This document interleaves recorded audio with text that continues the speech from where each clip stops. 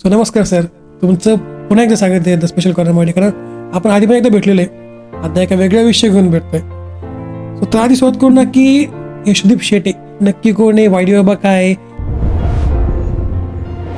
यशोदीप शेटे असं काही जगावेगळं कोणी नाहीये. यशोदीप शेटे हा एक पूर्णपणे या छत्रपती शिवाजी महाराजांचा एक मावळा आहे, जो त्यांच्या विचारांनी पुढे चाललाय आणि एक काहीतरी समाजाला देणं लागतोय. समाजामध्ये तरुण विद्यार्थ्यांना एंटरप्रेन्योर घडवणं, सीईओज घडवणं, त्यांना त्यांच्या लाईफमध्ये सेटअप करणं, त्यांच्या लाईफमध्ये त्यांना सेटल करणं आणि या भारत देशाला पुन्हा एकदा सोन्याची चिडिया बनवणं, जे की इंग्रजांच्या आधी आपला भारत देश होता. तसं काहीतरी मी पुन्हा एकदा भारत देशाला एक जागतिक विश्व राजधानी बनवण्याचं स्वप्न माझं आहे आणि त्या उद्देशाने मी काम करतो. पहिला किल्ला कोणता जिंकायचा आहे? तोरणा. मग तोरण्यातनं अनुभव घ्या, मग पुढची स्ट्रॅटेजी उभी करा, मग त्याच्यासाठी तुमची छोटी टीम तयार करा. आपण आजही बोलतो की अरे कोणतरी तो फॉरेनचा सीईओ आहे, त्यांनी सांगितलंय की तुमची टीम एवढीच असली पाहिजे ज्याने पिझ्झा खाल्ला पाहिजे. अरे येडे आहे तुम्ही, त्यांचं कशाला ऐकता? तुम्ही महाराजांचं बघा ना. महाराजांनी ज्या वेळेस स्वराज्याचं स्वप्न बघितलं त्यावेळेस त्यांच्यासोबत किती मावळे होते? 5 ते 6 हाताच्या बोटावरती मोजणारे. आणि आपण कोणाचं ऐकतोय? त्या फॉरेनर, त्या पाश्चिमात्य लोकांच्या सीईओचं. अरे ते जर एवढे हुशार असते तर त्यांच्या कंपनीचे सीईओ त्या लॅरी पेजला, आपल्या सुंदर पिचाईला सीईओ करायची गरज पडली नसती. इंडियन लोकांना त्यांनी सीईओ केलं नसतं. प्रॉब्लेम काय माहितीये का? इंडियन एज्युकेशन सिस्टीम मध्ये हार्ड वर्किंग एम्प्लॉय बनवण्याची ताकद आहे, पण ते मोठं स्वप्न बघण्याचं आपल्याला शिकवलं जात नाहीये. यामध्ये थोडीशी खंत मनामध्ये राहते. बरोबर. तर मग काय वाटतं की आतापासून 10 वर्षांत MBA, BBA, इंजिनिअरिंग हे कसं राहील? हे तेवढं रिलिव्हंट राहील का?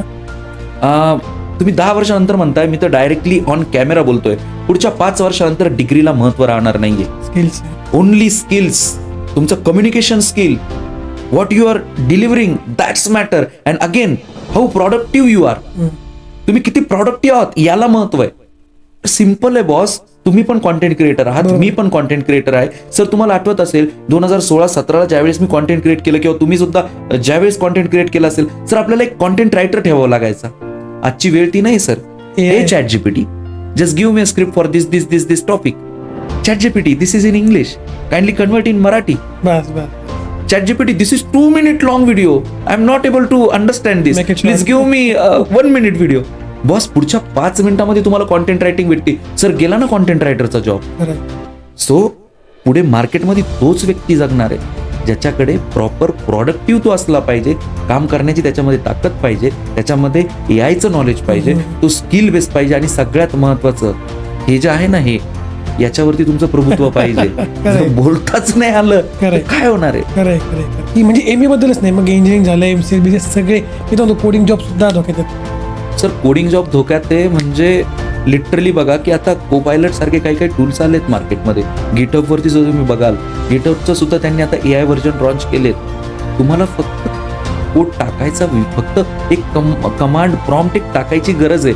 थोड्या वेळामध्ये तुम्हाला सगळं डिटेल बनवून येत आहे. मला चांगलं आठवतं, मी IT इंजिनिअरिंगला असताना आम्हाला कॅल्सीचा प्रोग्राम करावा लागायचा. मी तुम्हाला खरं सांगतो, ज्यावेळेस मला हा कॅल्सीचा प्रोग्राम करावा लागायचा ना, आम्ही पेन ड्राईव्ह घेऊन जायचो प्रॅक्टिकलला. आणि ते प्रॅक्टिकलला घेऊन गेलो ना, पुढच्या साईडने सीपीयूला लावलं का तिकडे टिकटिक वाजायचं आणि आम्ही पकडले जायचो कॉपी करताना.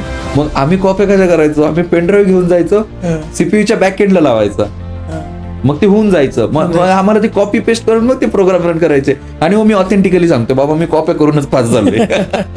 आणि आताची कंडिशन काय? अरे बॉस, चॅट जीपीटीला फक्त काही सेकंदामध्ये, फक्त आता मोबाईल कसा लपवायचा त्याच्यातही आता काही टूल्स आलेत.